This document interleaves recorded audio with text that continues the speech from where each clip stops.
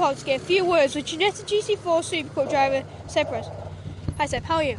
I'm very well, thank you. How are you? I'm fine, thank you. How's it going today? It hasn't been great, to be honest. I mean, we should have been. Well, we were originally 5th in qualifying, with the potential of being 2nd. It then went red.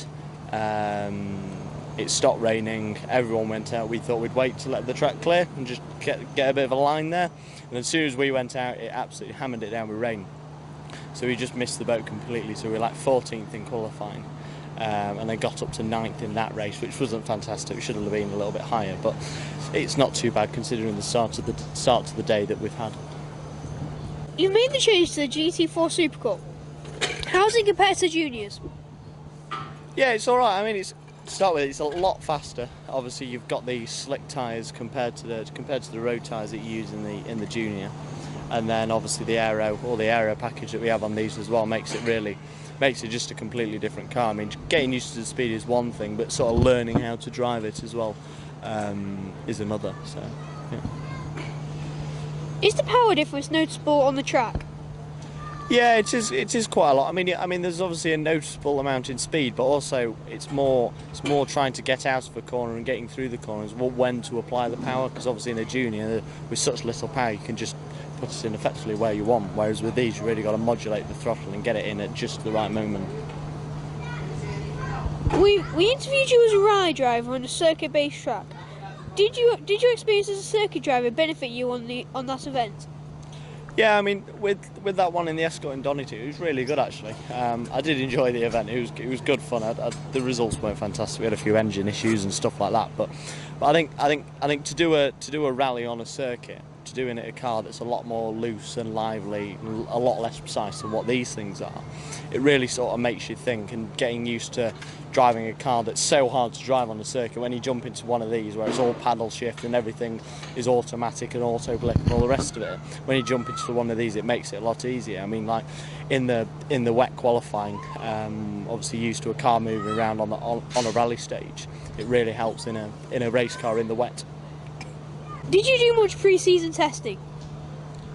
We did a bit, just more. The problem was we actually went to Caliphate for 3 days, which was really productive, because the problem was in the UK the weather was just awful, so we'd end up just doing loads of wet testing, which wasn't really ideal in a summer championship. So we went to Caliphate for 3 days, and that was really productive. So we've done a bit, but nothing too extreme. Do you find it hard to find the time with your rallying and circuit racing? Yeah, I'm pretty busy. I'm at Loughborough as well, doing an academy there, and I'm doing quite a bit with the team as well. And yeah, it's busy. I'm going to do the RAC at the end of the year in the rally car. In terms of other rallying, I'm not going to do much more than that. But I think the RAC will be good fun. It'll definitely be a challenge. Do you have future plans with the Ginetta? For example, racing a G55 GT3? Yeah, I think so. I mean, there's definitely to drive a G55 car would be really cool, especially in the GT3 spec. Also, Porsche run a fantastic championship here as well with their GT3 car. So there's a lot of options, and also touring cars, because there's a few rear-wheel drive touring cars. I mean, that's a good thing with this championship, is it sort of opens so many doors. So yeah, it'll be good. We'll see what happens. Do you feel it's important to maintain your fitness levels for racing?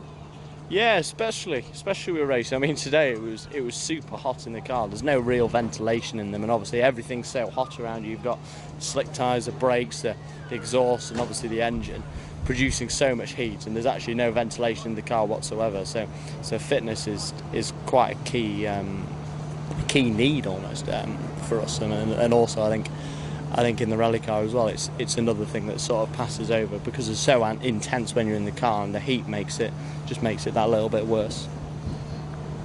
On race day, do you need to regenerate your energy levels? Yeah, so on a race day, so before this race, I've got this little Sporting Science. It's like a tube of little capsules that I take, and I just put in a water, and it just basically they're called electrolytes, and it's what replaces what you lose in your sweat. So they're really good just to rehydrate me, and then I'll try and keep on top of what I eat, plenty of pasta and stuff like that, sort of slow bananas and slow releasing energy, just to sort of keep on top of everything, because otherwise it's so easy. I mean, it's like doing a 20-minute run And the problem is generally there's a long time between 2 sessions, so obviously we sort of relax and have a chat with all the friends and stuff before the race, but trying to get psyched up again as well, it's where all the nutrition stuff really starts to come into play. Is it hard to keep focused throughout a race? Sort of. I mean the heat makes it reasonably difficult, but also I think once you're sort of in the zone and get going, I think you're generally just chasing the car in front, and obviously if you're not chasing the car in front, generally you're leading, and then you're just thinking about what else you can do to improve your track position. So generally we're pretty flat out in the car. There's not much time for thinking about what I'm going to be having for dinner. So. Where do you see yourself motorsport-wise in, say, 5 years' time? Ooh, in 5 years' time. I've got a few options. I'm quite fortunate. I mean, I'm definitely going to do some more rallying. I don't think I'll 100% commit to the rallying. Like I said, I'm doing the RAC at the end of the year. I also think that I'll do a few more, just the odd event, just for a bit of fun. More just to keep my eye on things, that sort of stuff. I'll do. I want to do some more Ginetta stuff for sure, and work with those guys, and maybe a GT3 car as well, and definitely looking at some other stuff, maybe even a rallycross. I mean, there's so many doors open at the minute. I mean, it's just fantastic the way the sport is. So there's a lot of doors, but yeah, we just got to sort of see what happens and what options become available. Thank you for your time. Pleasure. Thank you.